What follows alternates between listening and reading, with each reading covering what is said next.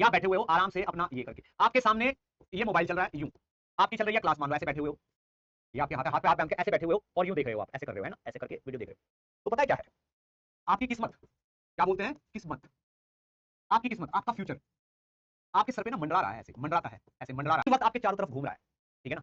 तो जिन लोगों को जीवन में धक्के खाने हैं, जिन लोगों को जीवन में धक्के खाने हैं, जिनको उनकी किस्मत ने, उनके फ्यूचर ने डिसाइड कर रखा है कि इसको तो धक्के खिलवाऊंगा मैं, तो उसको यहां बैठ के अलग अलग आइडिया आएंगे। इसका नाम पूछ लेता हूं, ठीक है ना, एक्स वाई जेड, तुम्हारा नाम क्या है, तुम्हारी हाइट कितनी है, अरे तुम्हारी पढ़ाई कैसी चल रही है, क्योंकि इसकी किस्मत और इसका फ्यूचर इस पे मंडरा रहे हैं, ये इसको धक्के खिलवाने हैं उन्हें। तो इनको ऐसे ऐसे इसके दिमाग में ऐसे आइडिया डालेंगे वो, क्योंकि फ्यूचर है ना भाई, वो तो खराब है, फ्यूचर है वो तो खराब है ना, उसमें तो धक्के खाने हैं। तो यहाँ पे करेंगे और बैठ के क्या करेंगे, और भी कुछ नहीं, तो टीचर को कंपेयर कर लेंगे, अरे यार उन्होंने तो ऐसे पढ़ाया था, इन्होंने वैसे पढ़ा दिया है। भाई ये किस्मत आपके सर पे मंडरा रही है, चारों तरफ देखो ऐसे किस्मत यही घूम रही है, आपके पास बराबर में बैठी है आपकी किस्मत, आपका फ्यूचर आपके साथ बैठा हुआ है, समझ में आया। और सच बात है ये, मैं नहीं बता रहा हूं, मैंने कहीं पे सुना था कि आपका फ्यूचर, आपकी किस्मत आपके बराबर में बैठी रहती है साथ में, ठीक। आप क्या कर रहे हो, सब वो करवा रही, सब ऊपर वाले के हाथ में। तो अगर तुम लोग पढ़ नहीं रहे हो ना, तो तुम ये मत सोचो तुम्हारी गलती है, अरे तुम्हें धक्के खाने हैं भाई, तुम्हें रोड पे धक्के खाने हैं इसलिए ऐसे कर रहे हो, तुम्हारी गलती नहीं। तुम तो आराम से चैट करो खूब, जिसका नाम पूछना है उसका नाम पूछो, जिसकी उम्र पूछनी है उसकी एज पूछो, वो कहां पढ़ रहा है उससे ये पूछो, क्योंकि भाई तुम बने हो धक्के खाने को। अरे तुम धक्के नहीं खाओगे तो ये बाकी के लोग कैसे बढ़ेंगे आगे, तुम लोगों को कुचल कुचल के बढ़ेंगे आगे। हाँ, शर्म नहीं आती ना, शर्म नहीं आती, 4 महीने भी नहीं बचे हैं और बकवास कर रहे हो बैठ के, माँ बाप का पैसा कैसे बाहर हो, तुमको शर्म नहीं आनी चाहिए तुम लोगों को। आए बड़े कहीं के यहाँ पे ज्ञान देने वाले, शर्म आनी चाहिए तुम लोगों को।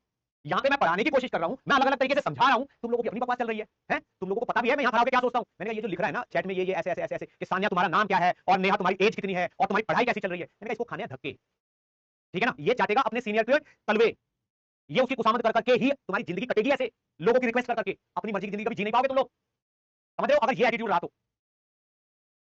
सारी लाइफ अपने सीनियर की, अपने यार दोस्तों की खुशामदों में कट जाएगी, अगर ये एटीट्यूड रहा तो पढ़ने का।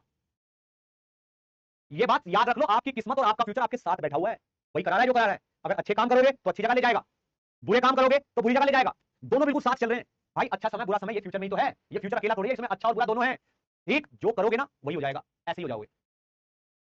तुम क्या सोच रहे हो, तुम अपनी जिंदगी खराब कर रहे हो, अरे तुम अपने मम्मी और पापा दोनों की जिंदगी खराब कर रहे हो, उन बेचारों का बुढ़ापा खराब होगा। क्यों, माँ बाप से ज्यादा परेशान कोई नहीं होता जब औलाद नकारा निकल जाती है। पापा थोड़े से पैसे भेज दो, इस बार की सैलरी में से कुछ बचा ही नहीं है, तो पापा बेचारे तुम्हें बुढ़ा होने पे भी पैसे भेजेंगे, शर्म नहीं आती। पापा 40,000 का तो किराया है यहाँ पे और मेरी तो तनख्वाह 30 है, पापा अपनी इज्जत बचाने को बेटा तू अभी नौकरी कर ले, कोई बात नहीं, थोड़े दिनों में तेरी सैलरी बढ़ जाएगी। तुम्हें पता है दिल्ली एनसीआर में किराया कितना है फ्लैटों का, 40, 50, 60, 70 हजार में नॉर्मल फ्लैट आते हैं, 4 4 जने रहते हैं एक साथ, ताकि 10, 10, 15, 15 हजार उनके एक एक हिस्से में अपनी जिंदगी कट जाए उनकी। सीरियसली बता रहा हूं, मेरे को बहुत चिंता होती है तुम लोगों की। मैंने कहा यार ये कैसे बच्चे हैं, कहां से हैं ये, इनको 4 महीने एग्जाम के बच्चे हैं और ये लगे पड़े हैं अपनी बकवास में, शर्म करो यार। मतलब आपके मम्मी पापा से मतलब मेरा बहुत ज्यादा लेना देना नहीं है, पर मुझे उनकी चिंता होती है, तुम्हारे जैसे बच्चे से बचाना चाहता हूं मैं उनको, कि तुम्हारे जैसा गधा बच्चा उनकी जिंदगी खराब ना कर दे, समझ में आया। लगे पड़े हो बकवास करने में, तुम्हें क्या लगा मेरा कुछ बिगड़ जाएगा इससे, हद होती है यार। मतलब तब से देख रहा हूं पता नहीं क्या क्या करते जा रहे हो। कुछ बच्चे इस क्लास में बहुत अच्छे हैं, उनके मैसेज में पढ़ लेता हूं ना तो मेरे को एनर्जी मिल जाती है, उनकी वजह से क्लास चल रही है, समझे, क्योंकि उनकी बातों में, उनके रिप्लाई में, उनके जो जवाब हैं उनमें मुझे दिखता है कि ये बच्चे पढ़ रहे हैं, तो इनके लिए पढ़ा लो। आए बड़े कहीं के